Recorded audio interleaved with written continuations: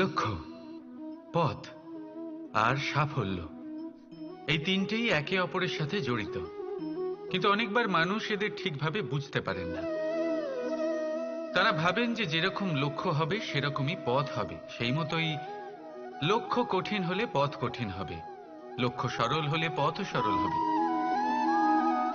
যদি আপনাকে আসল সত্যের সাথে অবগত করাই, তাহলে দেখবেন সবকিছুই এর উল্টো। লক্ষ্য নিজের পথ বানায় না,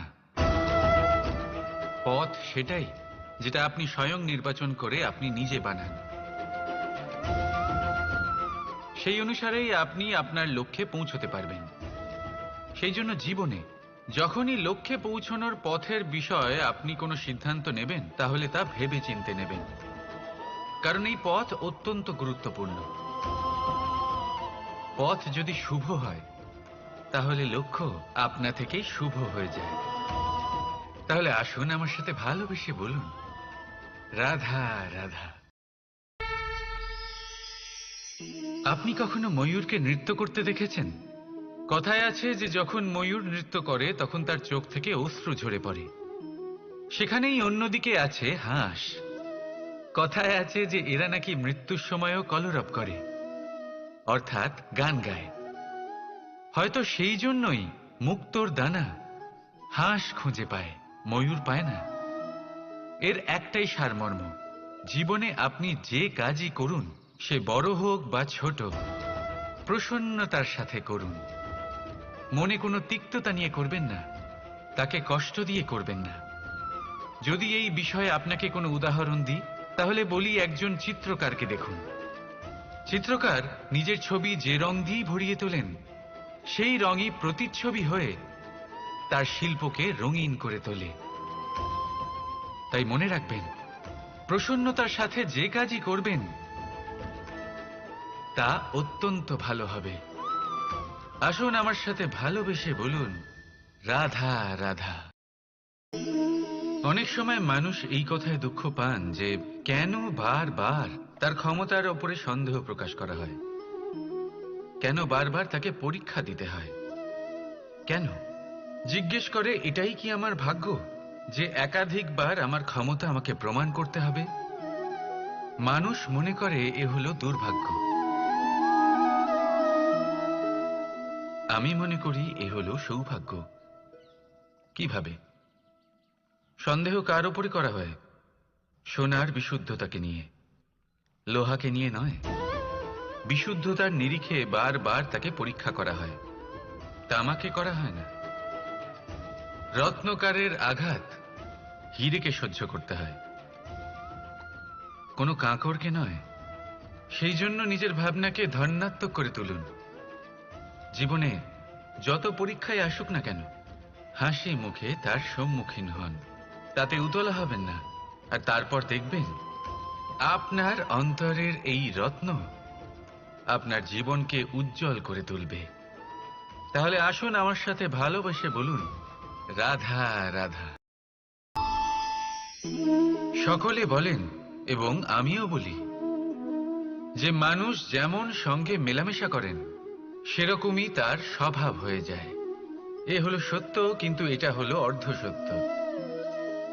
হ্যাঁ, বৃষ্টির ফোঁটা যখন সাপের মুখে যায় তখন তা বিষে পরিণত হয়, তাই যখন ঝিনুকের মধ্যে যায় তখন তা মুক্তোতে পরিণত হয়। কিন্তু কোনো ব্যক্তির স্বভাব, এ হলো অত্যন্ত গুরুত্বপূর্ণ। কোনো এক ফুলের কথা ভাবুন, সেই ফুলের সাথে জড়িত সেই কাঁটাগুলোর কথা ভাবুন। সহস্র বছর ধরে সেই কাঁটা ফুলের সাথেই লেগে রয়েছে, কিন্তু আজও সেই বিধেই যায়, সেই যন্ত্রণাই দেয়, সুবাস ছড়ায় না। কেন? কারণ বিধে যাওয়া কাঁটার স্বভাব হয়। এটা বুঝে নিন। সর্বপ্রথম নিজের মনের ভাবকে বদলাতে শিখুন, তারপরই আপনার সঙ্গের প্রভাব পাল্টাতে পারে। আর যদি আপনি এরকম করেন, তাহলে আপনার জগৎ প্রশান্তিতে ভরে যাবে।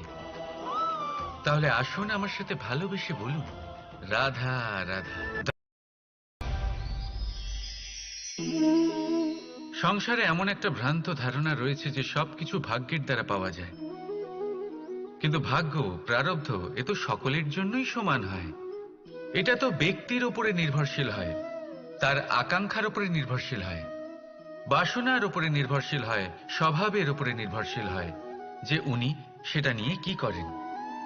দেখুন, এই প্রসাদ প্রসাদ কিন্তু সকলকেই দেওয়া হয়, কিন্তু তা গ্রহণ করবেন কিভাবে সেটা ব্যক্তির উপরে নির্ভর করে। আপনাকে এক উদাহরণ দিই। যেমন ধরুন, দুজন মানুষকে আমি একটা করে মাটির ডেলা দিলাম, সেটা নিয়ে তারা কি করবেন।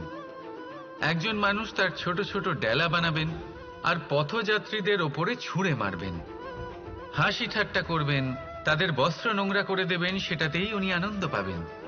অন্যদিকে দ্বিতীয় ব্যক্তি সেই মাটির ডেলা দিয়েই নিজের জন্য একটা কুঁড়ে ঘর বানাবেন, সেই কুঁড়ে ঘর যা রোদেতে, বৃষ্টিতে, ঝড়ে তাকে সুরক্ষিত রাখবে।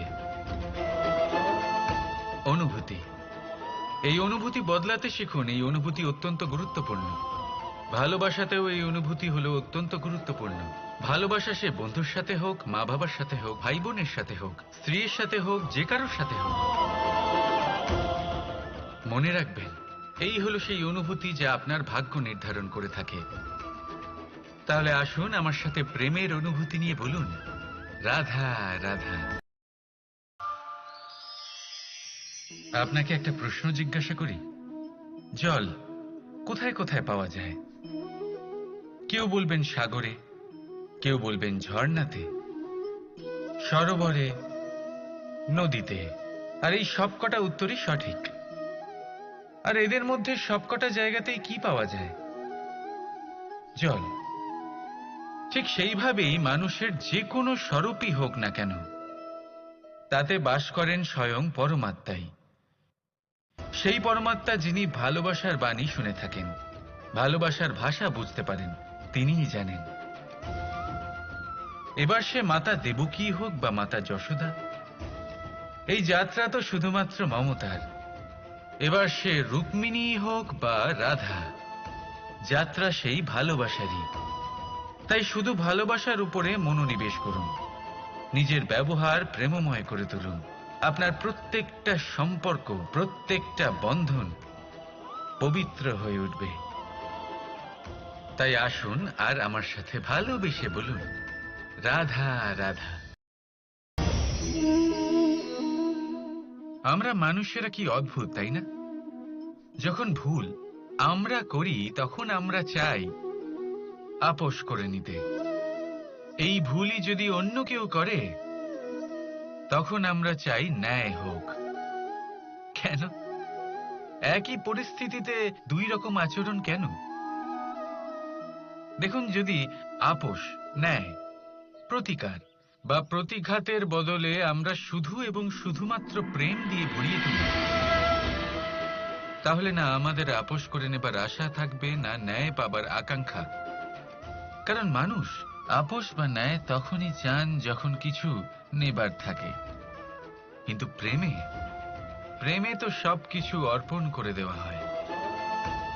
মনে রাখবেন, সব থেকে বড় আপোষ আর সব থেকে বড় ন্যায় শুধুমাত্র ভালোবাসা। তাহলে আসুন আমার সাথে ভালোবেসে বলুন, রাধা রাধা।